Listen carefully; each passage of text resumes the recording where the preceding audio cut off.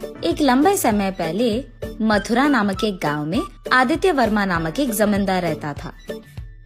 वो आदमी बहुत ही अमीर था।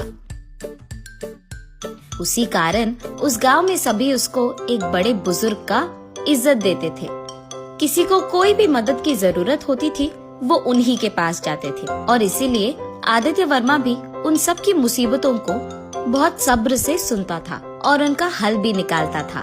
इतना ही नहीं, अगर किसी को पैसों की भी जरूरत होती थी वो हमेशा नाक बोले बिना देता था। इसी कारण उसका नाम गांव में बहुत रोशन हुआ।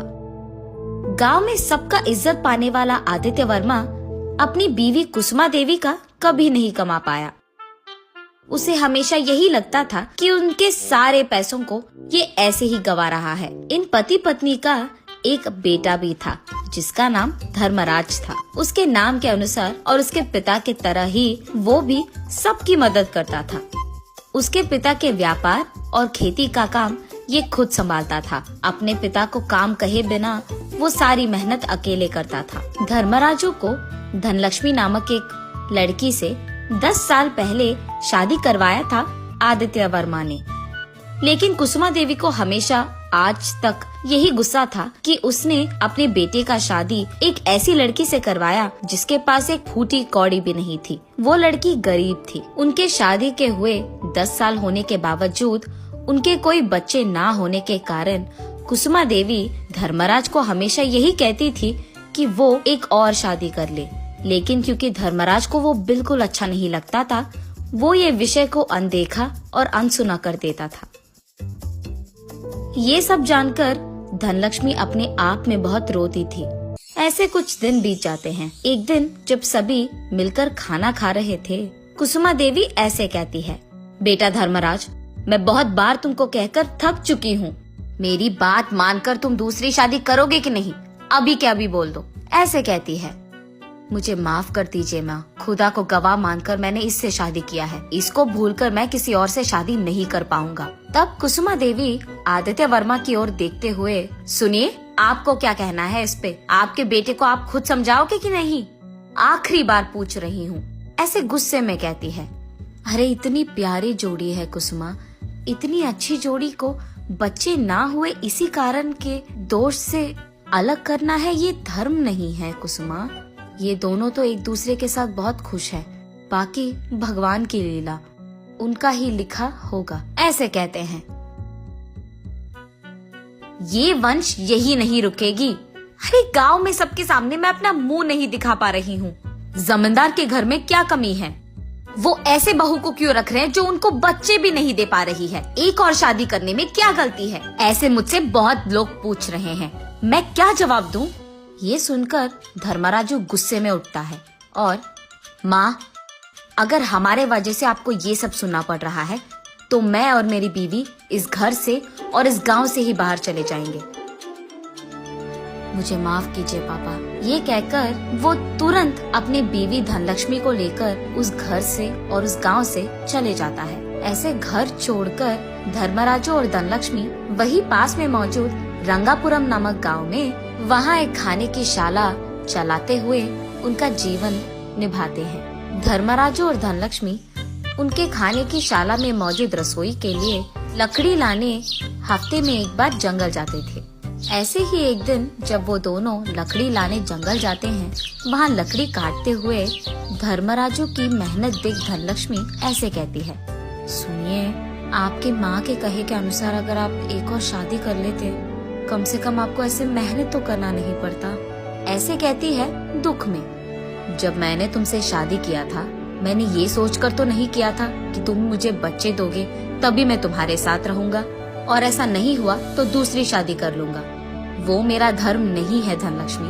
मैं कभी धर्म के खिलाफ नहीं जाता, लेकिन हमारे से घर छोड़ के आने के कारण आपकी माँ उधर बहुत बुरा मान रही होगी ना।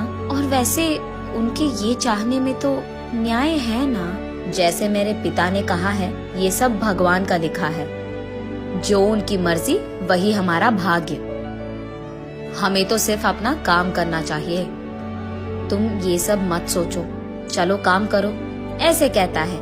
ऐसे वो दोनों बात करते करते देखते हैं कि वहाँ एक गाय घास खाते हुए उनके पास आती है। उसे देख धनलक्ष्मी, सुनिए, इतनी सुनसान जंगल में ये गाय कहाँ से आई है? ऐसे पूछती है। शायद अपने भीड़ से अलग होकर आ गई है। तो फिर हम उसको हमारे साथ ले चले? अगर ये हमारे गांव में किसी का है तो हम उनको लौटा देंगे, ऐसे कहती है। ठीक है, तुम्हारी मर्जी। ये कहकर वो उस गाय के पास जाकर उसे देखते हैं। इसका पूंछ भला टेढ़ी क्यों है, जैसे कोई सुअर का हो, ऐसे कहता है। अब मुझे क्या पता, वैसे भी सारे जानवर एक ही तरह थोड़ी होंगे। चलिए ना, अब बहुत देर हो चुकी है।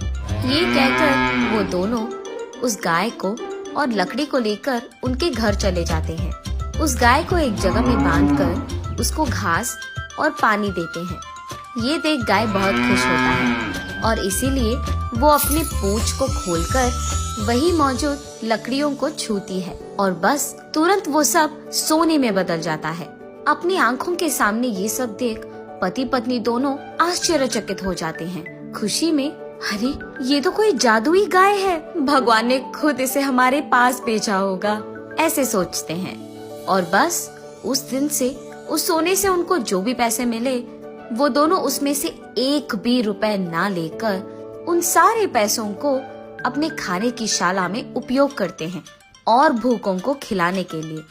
और ये सब भी मुफ्त में करते थे।